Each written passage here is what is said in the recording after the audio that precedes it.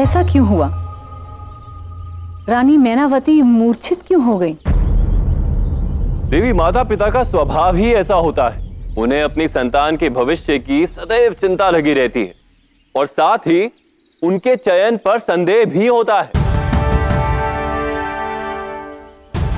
फिर चाहे उनकी संतान महाकाली ही क्यों ना हो। फिर आगे क्या हुआ? क्या राजा हेमावन और रानी मैनावती विवाह के लिए सज्ज हुए? और देवी पार्वती, उन्होंने क्या किया?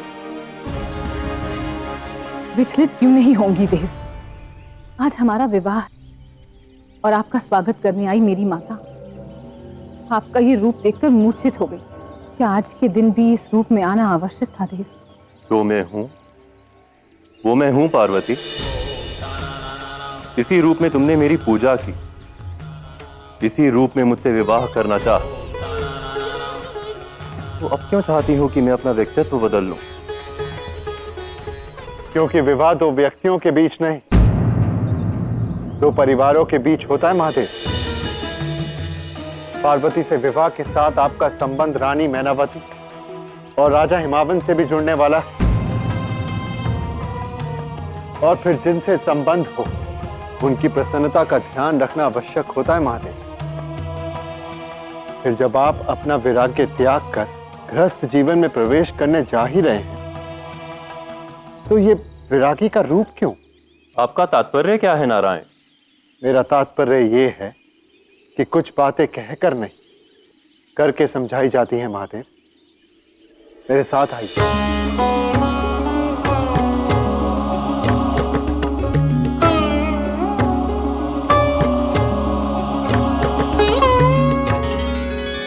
नारायण मेरा रूप बदलने जा रहे हैं पार्वती। कहीं ऐसा ना हो कि मेरा रूप ऐसा हो जाए कि तुम्हें मुझसे जलन होने लगे। ये तो समय ही बताएगा देव। वैरागी से गृहस्थ कैसा रहा होगा वो स्वरूप? निश्चित रूप से अद्भुत रहा होगा। दिव्य रूप, संसार का सबसे सुंदर रूप, है ना?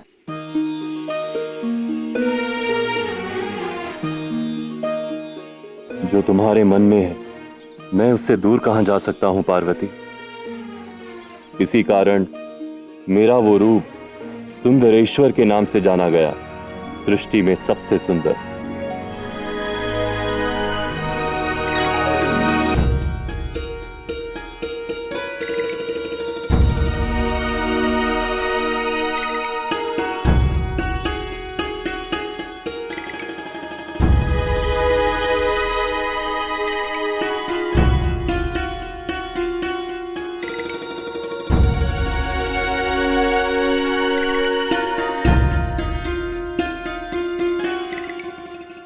अद्भुत! महादेव का ये मोहक रूप देख स्वयं कामदेव भी लजा जाए। संदेह होता है कि कहीं माता पार्वती का रूप महादेव के रूप के समक्ष फीका न पड़ जाए। सुंदरेश्वर, चंद्रेश, मुझे तुम्हारे संदेह पर विश्वास होने लगा है नंदी। स्त्री को कम नहीं आंकना चाहिए नंदी, विशेषकर उसकी श्रृंगार की क्षमता को।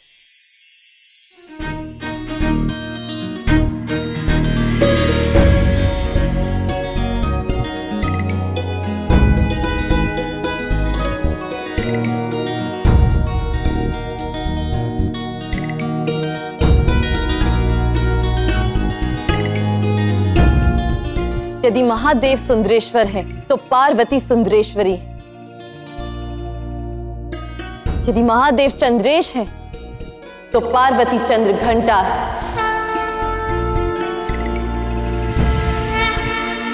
चंद्रेश की देवी चंद्र घंटा, जिसने वैरागी शिव को गृहस्थ बनाया। ओम देवी चंद्र घंटाय नमः।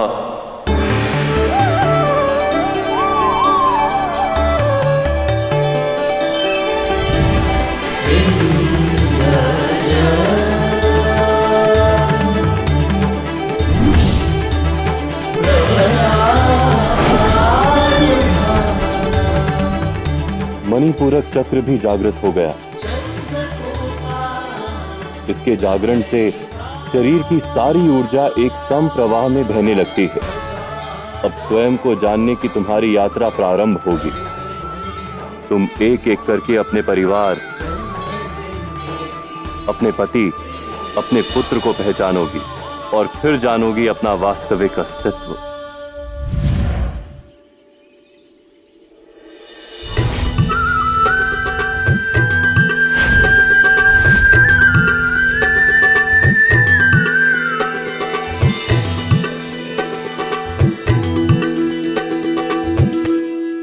क्या देवी पार्वती सचमुच महादेव के लिए संपूर्ण जोड़ी थी?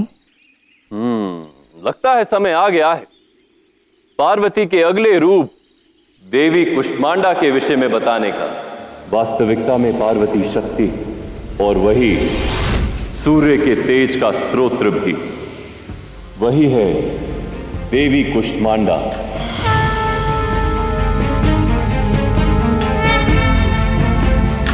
कु अर्थात छोटा सा, ऊष्म अर्थात तेज, अंड अर्थात बीज। तात्पर्य ऊर्जा का वो छोटा बीज जिसने सारे ब्रह्मांड की रचना की। कुष्मांडा देवी वो स्रोत हैं जिन्होंने सारे ब्रह्मांड को जीवंत किया। पार्वती ब्रह्मांड का प्रतीक है और शिव शून्य का, और दोनों एक दूसरे को मिलकर पूर्ण करते हैं।